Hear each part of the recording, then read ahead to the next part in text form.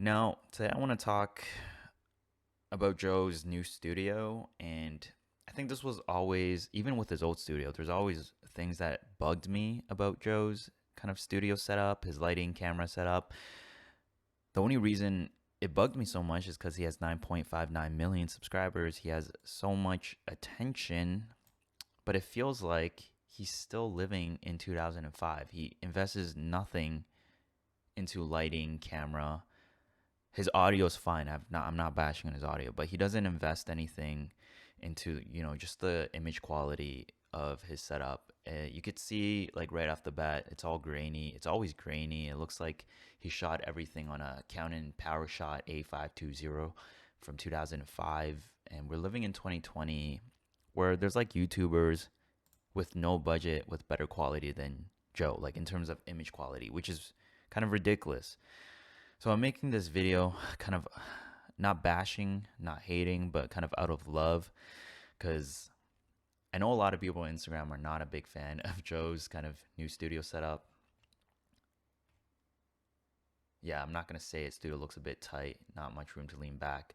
Very true, man. Very true. Um, I'm just going to give some kind of technical advice for Joe because I've shot a few videos here and there for businesses, weddings, music videos, and you pick up a few tips and tricks along the way. So I'm going to pass it along today to Joe Rogan and Young Jamie uh, on just ways they could just improve like the studio and video quality. And so I wrote things down very informally on a notepad. It's pretty simple, but very valuable things. So first thing I want to talk about is color palette. Now, color palette is super, super subjective. When I looked at the studio for this on IG, it looks nice. I mean, it's very subjective. I thought the color palette choice was very bold. It looks like a spaceship. I mean, the sound panels that he got, it's a vibe. It's a very original vibe. And I think it has potential to become iconic if Joe sticks with it. But I also think his old studio is already iconic. So I think he took something that was working and instead of improving on it, he absolutely just did a 180 and changed it, which I don't know if it's the best marketing move on his end, but also understanding Joe's personality, like he's going to do whatever he wants to do. And you just got to respect that. But there is some improvements that he can make. So the first thing is, in terms of color palette, we can also obviously see like his old studio has this very homey and light kind of vibe to it, which a lot of people love and appreciate. And with his new studio, it's a very bold red, black. It's kind of sinister, Sith-like.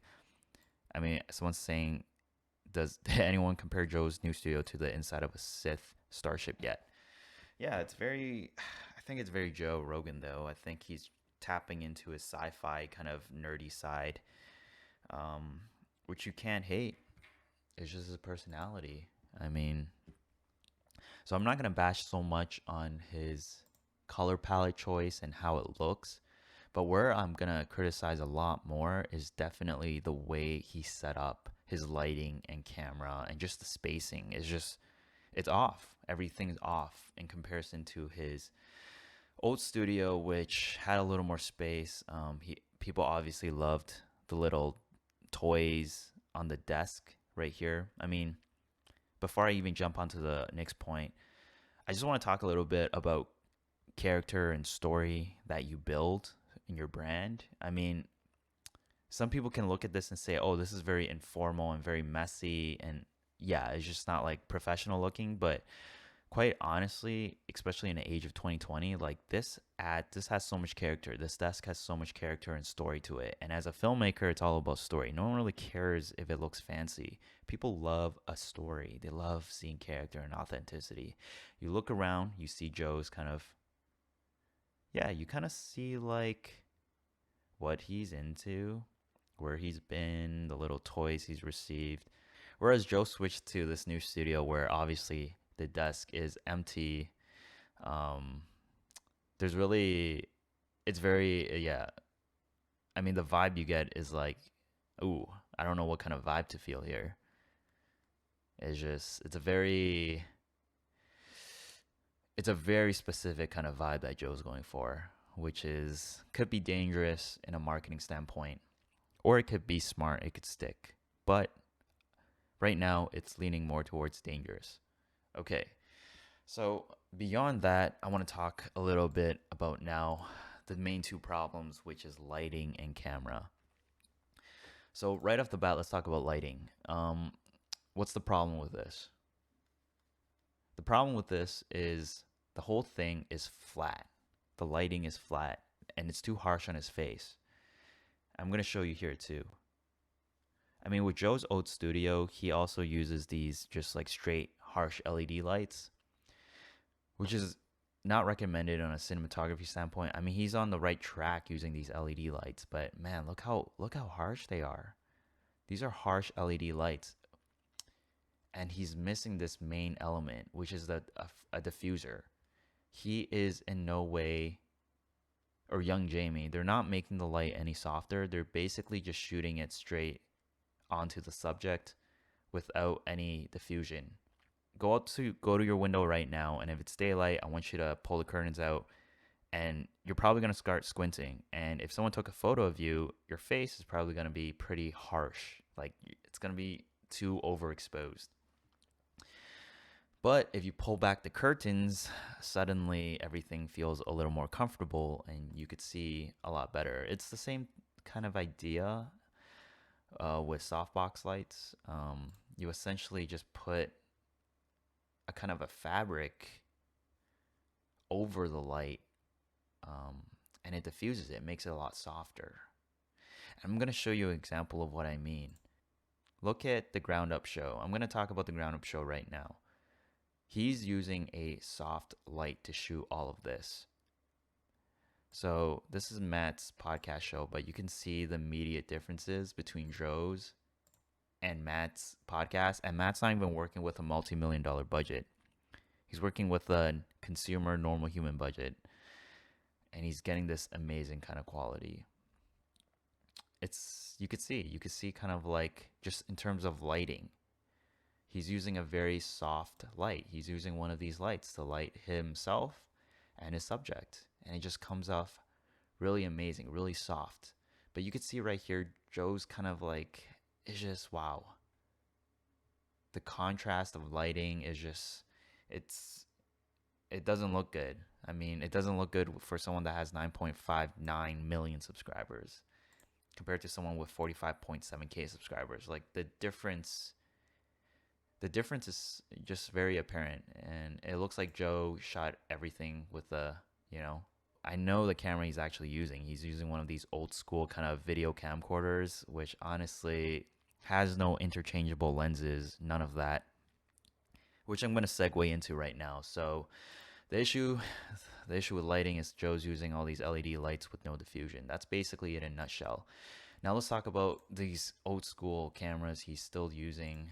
Now I don't know about these old school camcorders if they're outputting in 4K, but I know for sure young Jamie's not outputting this in the highest quality. They have a multi-million-dollar deal from Spotify, which they shouldn't cheap out on anything, considering that a podcast with 45.7K subscribers is outputting at 4K. And we got Joe still outputting in 1080p. And the worst thing is I'm not bashing on 4K or 1080p that's important. It's just like it literally looks like it looks worse than 1080p. It looks like he's outputting in 360p. We're living in 2020 here. You have to up your game at this point with 9.59 million subscribers. Some improvements I would recommend is get rid of these cameras because they don't have interchangeable lenses. Instead, what I would do is I would go take that multi-million-dollar deal, spend about 20K of that updating your video camera equipment. You don't even have to spend that much, maybe. Like, there's literally, cameras are becoming a lot more affordable and cheaper these days. But I would highly recommend you get a cinema camera and not a mirrorless, only because cinema cameras don't overheat as much. They have exhaust fans and they run for 3 hours, 4 hours on just a battery, or you could plug it into the wall. So I highly recommend getting a cinema camera. You see how that lens is kind of faded out? it's to signify that, hey, you could put various lenses on this camera. And I'm just gonna go with the most obvious camera choice, which is the 16-35 f2.8. Yeah, just get one of these and you'll be fine. You don't even have to get this. You could get like a cheaper lens. Get something with a shallow aperture. So f2.8, f1.8. It could even be f4, but I know with the ground up show, they're shooting it at f like 1.8 or 2.8 because you could see the background's blurred pretty nicely. Open it up a little, let in some light because this looks like it's shot on like f 5.6. It's just so dark and grainy, which is ridiculous. Which is ridiculous. It blows my mind that it's so dark and grainy. Also, another thing I'm going to show here is, okay, this is basically, this signifies the studio wall. Okay, so that's the studio wall right here. The issue with people saying that it's so like cramped, that this arrow you see on my left is the camera, and this is Joe right now. This is Joe and all his subjects. They're pressed up against the wall. So when you're pressed up against the wall like that, it doesn't even matter if you have a good lens or anything. You're not gonna get that depth of field. You're not gonna get this kind of separation from the wall, and everything's gonna look very cramped and close up. So Joe needs to honestly push all his subjects away from the wall, a little kind of closer to the camera, but you see all the space between the subject and the wall, and now you're gonna have something like this. And it doesn't have to be even exactly like this.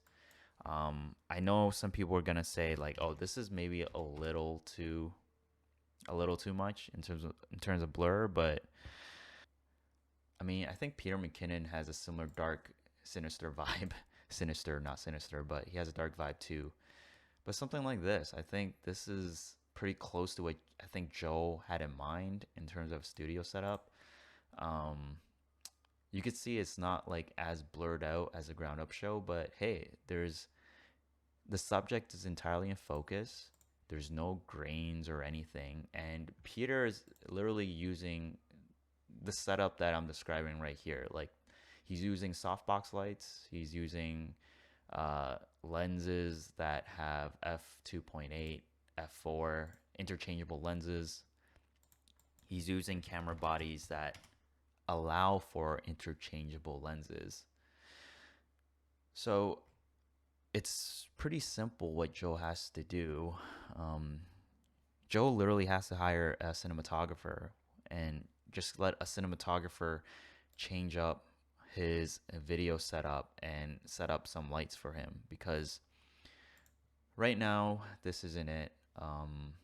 And I really hope Joe doesn't really continue down this path, because I'm only saying it because I feel like the Joe Rogan experience has a lot of value to offer, and so I don't want it to be ruined because Joe doesn't invest properly into his image quality.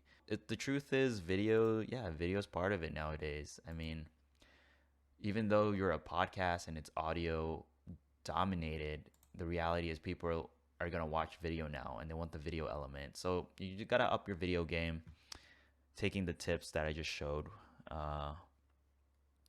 Again, I would highly recommend Joe and Jamie hire a cinematographer in Texas or in LA. There's so many talented individuals that are like local and nearby that I could just bring in just to fix things up. Um, Obviously, you want to take a look at their portfolio first and before you hire them, but generally, generally it's not like generally if you got like these YouTubers and all these tutorials on YouTube teaching you how to do it, there's really no excuse to kind of have this 2005 image looking thin here. So anyways, that's all I got to say. I hope that was constructive feedback. Again, I'm excited to see Joe's kind of progress, but let's improve some things. Let's improve some things here and there. And yeah, this is your boy, I Turn Sa, Terry Video, signing out. Peace.